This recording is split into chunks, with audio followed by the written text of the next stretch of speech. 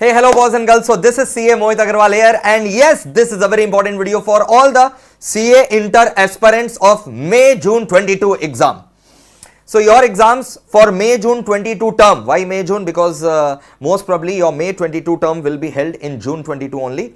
So your May-June 22 term examination of CA Inter.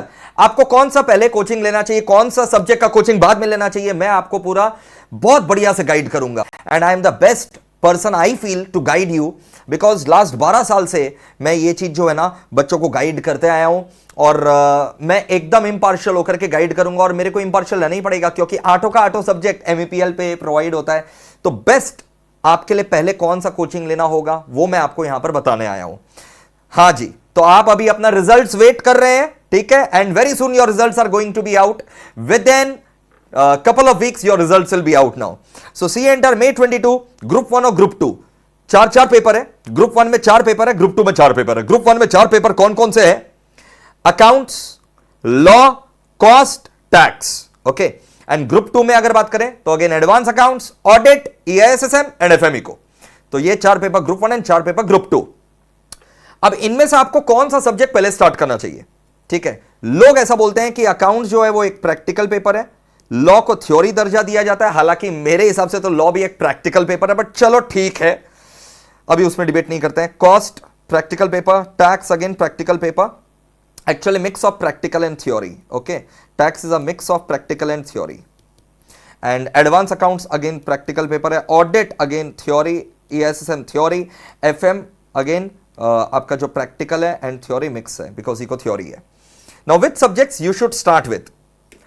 पूरा balance approach आपको रखना है. बैलेंस अप्रोच समझ में आ रहा है? ऐसा नहीं हो सकता ना आप क्रिकेट में खाली 11 बैट्समैन उतार दें, आपको बैट्समैन बॉलर सब उतारना पड़ता है. Try and understand this. तो बैलेंस अप्रोच ये बेस्ट बैलेंस अप्रोच है. सबसे पहले if you are appearing for both the groups, ठीक है, तब आपको क्या करना चाहिए, क्या सब्जेक्ट चूज करना चाहिए. And if you are appearing for single group तब आपको क्या चूज करना चाहिए. अच्छा, अगर आप कंफ्यूज्ड है कि आपको दोनों ग्रुप देना चाहिए कि सिंगल ग्रुप देना चाहिए, तो मेरा अगला वीडियो पक्का से देखना, वो इसी के ऊपर रहेगा कि आपको दोनों ग्रुप देना चाहिए कि सिंगल ग्रुप देना चाहिए. अच्छा, appearing for both the groups तब आपको क्या करना चाहिए बैलेंस अप्रोच में? ग्रुप 1 से आप 2 पेपर उठा लो. देखो, अगर आप दोनों ग्रुप दे रहे हो ना, तो ग्रुप 1 से आप 2 पेपर उठाओ. एक प्रैक्टिकल उठा लो अकाउंट्स और एक थ्योरी उठा लो लॉ. अगर आप सोचते हो कि थ्योरी को नेग्लेक्ट कर देंगे बाद में हो जाएगा, थ्योरी को तो ज्यादा टाइम चाहिए. पढ़ोगे भूलोगे, पढ़ोगे भूलोगे, तब जाकर के दिमाग में रहेगा. It needs a longer period to prepare the theory. कोई बोलेगा ऑडिट जो है लास्ट का 3 महीना में पढ़ लेना. ऑडिट लास्ट का 2-3 महीना में पढ़ाई नहीं होता. शुरुआत से आपको थोड़ा थोड़ा थोड़ा करके पढ़ना पड़ेगा. जिस सब्जेक्ट को जितना समय लगेगा उतना देना पड़ेगा. तो भाई आप अकाउंट्स और लॉ यहां से उठा लो, और ग्रुप 2 में आप उठा लो बेटा, ग्रुप 2 में आप उठा लो बेटा एक ऑडिट का पेपर उठा लो.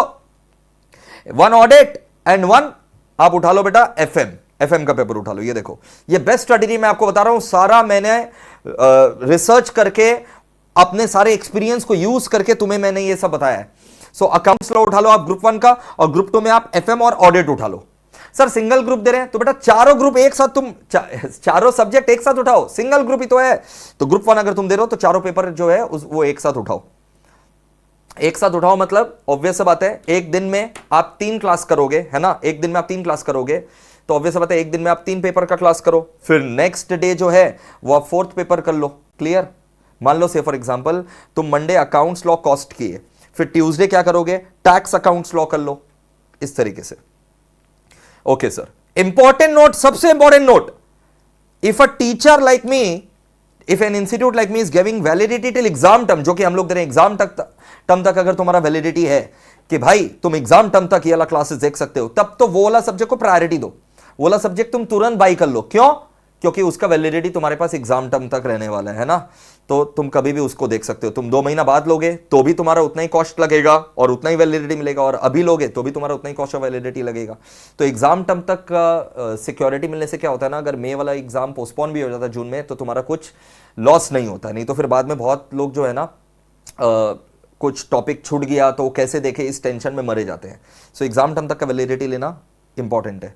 तो मैंने आपको ये बता दिया है कि किस तरीके से आपको कौन सा सब्जेक्ट से स्टार्ट करना चाहिए. ठीक है, तो अब आप जो है इस तरीके से स्टार्ट करिए। ओके, अगर आप रिजल्ट का वेट कर रहे हैं तो कोई दिक्कत नहीं है, लेकिन अगर आप कॉन्फिडेंट है कि आप पास हो जाएंगे तो यू शुड नॉट वेट। जैसे हमारे इंस्टीट्यूट में अगर आप एडमिशन लेते हैं, हमारा इंस्टीट्यूट ऑटो पेपर दे रहा है, ठीक है, बहुत जल्द हम लोग अकाउंट्स का भी लॉन्च कर दे रहे हैं। 6 पेपर तो ऑलरेडी है, जिसमें से लॉ तो मेरा ही है, ऑडिट तो मेरा ही है, ठीक है, EIS-SM मेरा ही है, तो लॉ ऑडिट EIS-SM मेरा ही रहेगा। हाँ, EIS दिव्या अग्रवाल मैम पढ़ाती हैं, SM मैं पढ़ाता हूं, लॉ पूरा पेपर मैं पढ़ाता हूं, ऑडिट पूरा पेपर मैं पढ़ाता हूं, EIS-SM में 50 मार्क्स मेरा, 50 marks CS Divya Agarwal ma'am का है। इसके अलावा हमारे यहां पर कॉस्ट और टैक्स और FME को भी अवेलेबल है, ठीक है, renowned faculties cost and FM के लिए CA गौरव काबरा सर है, जिन्होंने अपना ऑल इंडिया एकदम जो है जबरदस्त परफॉर्मेंस दे रखा है। एंड टैक्स के लिए हमारे यहां पर फैकल्टीज है, रिनाउंड फैकल्टीज अगेन, ठीक है। तो भाई आप जो है एकदम निश्चिंत रहिए। एंड अकाउंट्स और एडवांस अकाउंट्स का अगर बात करें तो बहुत जल्द हम लोग इसके लिए भी जो है वो लॉन्च कर रहे हैं, बट अभी 6 सब्जेक्ट तो है ही। तो अगर आप हमारे यहां पर एडमिशन लेते हैं तो आपको एग्जाम टर्म तक का वैलिडिटी जो है वो मिलता है, ठीक है। हाँ, और एक फैसिलिटी है कि मान लो से फॉर एग्जांपल अभी अगर आपने एडमिशन कराया, मान लो आपने लॉ ऑडिट में एडमिशन कराया, ये रहा देखो, और मान लो से फॉर एग्जांपल आपका जब फाउंडेशन का रिजल्ट आया वो नेगेटिव हो गया, तो आपको कोई टेंशन लेने का दरकार नहीं है। हम लोग आपका वैलिडिटी वहीं पर पॉज कर देंगे, और फिर जब आप फाउंडेशन पास कर देंगे हम लोग आपका वहीं से फ्रेश वैलिडिटी स्टार्ट करेंगे। एक भी रुपया नया नहीं लेंगे, भले ही फीस बढ़ गया हो, आपसे नया फीस नहीं लिया जाएगा। सेम फीस पर आपका वैलिडिटी, मान लो आपने 9 मंथ्स का हम लोग वैलिडिटी दे रहे हैं, तो आपका वैलिडिटी पॉज कर दिया जाएगा अगर आपने हमें बताया कि रिजल्ट नेगेटिव है, और फिर हम आपको फ्रेश 9 मंथ्स का वैलिडिटी देंगे जब आप फाउंडेशन क्लियर कर लेंगे। कोर्सेज में गए, आप क्लासेस में गए, कैटेगरीज के अंदर CA इंटर को क्लिक किया, और CA इंटर में ये सारे प्रोडक्ट्स है दुनिया भर के, CA इंटर में ये सारे प्रोडक्ट्स हैं बेटा दुनिया भर के।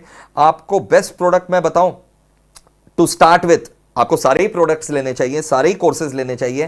टू स्टार्ट विथ से फॉर एग्जांपल आपने लॉ ऑडिट EIS-SM का कॉम्बो लिया, ठीक है, अकेले अकेले आप एक एक सब्जेक्ट लेंगे तो 9,000 रुपीज के आसपास फीस है, बट लॉ ऑडिट EIS-SM का कॉम्बो 29,000 का पड़ता है, बट आफ्टर डिस्काउंट देखो ये कितना नॉमिनल सा फीस हो जा रहा है। इनरोल इन कोर्स को क्लिक करो, इनरोल इन कोर्स को क्लिक करने के बाद देखो law audit EIS-SM 300 marks paper, 300 marks paper जो 29,000 का है वो आफ्टर डिस्काउंट 18,850 हो जा रहा है फॉर 6 मंथ्स, बट 1,1200 रुपया ज्यादा देकर के 20,300 हो जा रहा है फॉर 9 मंथ्स। तो मैं प्रेफर करूंगा आप ये वाला 9 मंथ्स वाला प्रोडक्ट लें, जिसमें आपको लॉ ऑडिट EIS-SM 300 मार्क्स हो जा रहा है मात्र 20,300, और इसमें भी आपको फर्दर डिस्काउंट मिलेगा। आपको एक कोड लगाना पड़ेगा MEPL10, तो MEPL10 कोड लगा करके आपको इसके ऊपर फर्दर डिस्काउंट मिल जाएगा, और बहुत बहुत बहुत हाईएस्ट क्वालिटी एजुकेशन आपको मिलेगा।